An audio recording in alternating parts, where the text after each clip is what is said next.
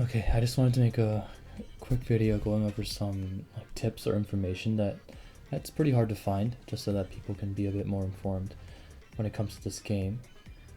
So first of all, if you are free to play or a relatively light spender, when you go into this exchange shop right here, you can trade out a lot of these recollection bits. So unless you're a collector and you want every single recollection bit duped to the max, even if it's completely useless, you can do that if you want. But if you're not like that, then it's way more efficient to just turn the bad ones into bits here, recollection bits, so that you can exchange it for this SSR dupe that comes every month, or even maybe a SR dupe for your SR characters, or even some standard tickets.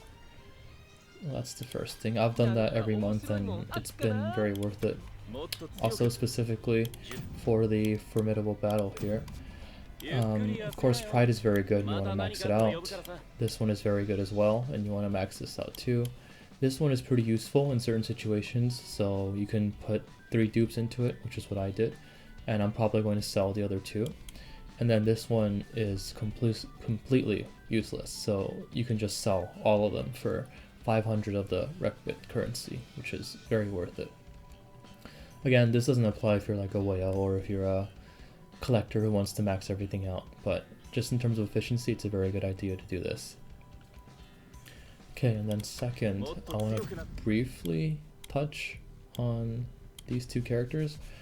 Our Toge is extremely useful. He's honestly one of the best units in the game, which is crazy because he's R, and a lot of players, you know, they think, oh, he's good for an R unit, but no, he's not just good for an R unit. He's extremely useful, especially in Tower, which is the only real challenging content this game has to offer. He's very useful in it. A lot of stages are only clearable as a free-to-player light spender in the current state of global because of our Toge and our Kaito used together. And this is of course the second unit I want to talk about. Everyone knows that they're good, but they're very, very good. And you should be prioritizing maxing them out as soon as you can. Right after your primary damage dealers, of course. Okay, and the next thing I wanted to talk about was Pride, because I think a lot of people don't understand how this rec bit works either. So Pride has the unique feature where the buff it applies, the 60% curse technique increase, it's actually 2 times instead of a set number of turns. And it can be used again after 5 turns, right? So this essentially means that you're able to stack this twice to get 120% increased damage on your curse technique in, skills, as long as you don't consume those buff stacks leading up to the second activation of this skill. So what that means is for someone like Yuta, Yuta's ult is curse technique, right? Yuta's skill 3 is physical technique and curse technique, so it uses both.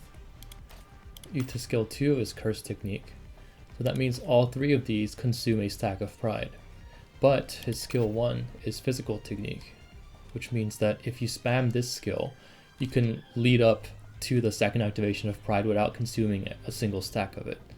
So that's what you usually want to do if you're trying to burst with Yuta's ult. The whole point is to just slowly build up, spam your skill 1, and then activate Pride when it comes back up, and then hit with his ult buffed with 120% curse technique increase. And then of course for someone like Gojo, that means you're not going to use this skill, you're just going to prioritize using just his skill 2 and his skill 3 to buff before the second activation of Pride, which then is going to allow you to ult for with 120% buff, right? And then same thing with HP Gojo, because you're going, this is physical technique, it doesn't use any curse technique, so you're going to spam this skill, and this skill you're going to use once right before your ult turn, and then you're going to ignore this one for the Pride strategy because this one consumes curse technique. And then of course that means your ult is going to be buffed with 120% instead of 60 on the actual ult turn. And then the next thing I wanted to briefly mention was how to calculate your rates in terms of the gacha system, like how likely you are to hit. I feel like a lot of people aren't really aware of this, so I just wanted to make a quick note about it. So essentially, the chance of hitting the rate up SSR in this game is 0.7%, which is very, very low. And the way you can calculate what your chances of hitting are with how many cubes you have is first, so 0.007 represents this, your chance of hitting. It's a percent, so you go back 2 decimals. And then you add 1 to this, right? And then just turn that into a -1.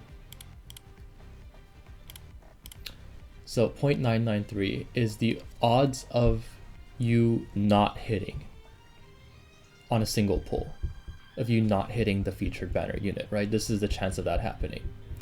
So the way to find out what your chances of hitting with multiple pulls are is, let's say you want to do 5 multis, right? 5 multis is 15k cubes, 5 multis, so 50 attempts. So the way to calculate your chance of hitting is, all you do is raise this number, 0.993, to the power of how many pulls you're doing. So you raise this by 50, and that will give you 70%. So that means the chance of that 0.993 happening 50 times in a row is 70%, right? So that means the chance of you hitting the 0.7% chance at least once within these 50 pulls is just going to be this times plus -1, or of course if you just multiply it by -1, you'll get 29.6%. So if you send 15,000 cubes into a banner, your odds of hitting that banner unit at least once is 29.6%. So you can use this to kind of gauge whether you want to pull on something or not, given how many cubes you have. You can have a more accurate estimate of whether your gamble is going to be worth it or not. I just thought it'd be nice to share in case some people weren't aware of how to do this math, because if you just don't know, it can really feel like you're getting really unlucky even though you're not, or it can feel like you're getting super lucky even though you're not. Just to give everybody a more realistic understanding of how the probability works. Alright, that's kind of all I want to talk about. So I'll probably make a few more videos if I find things that I think people should know, but for now I think that's it. Bye.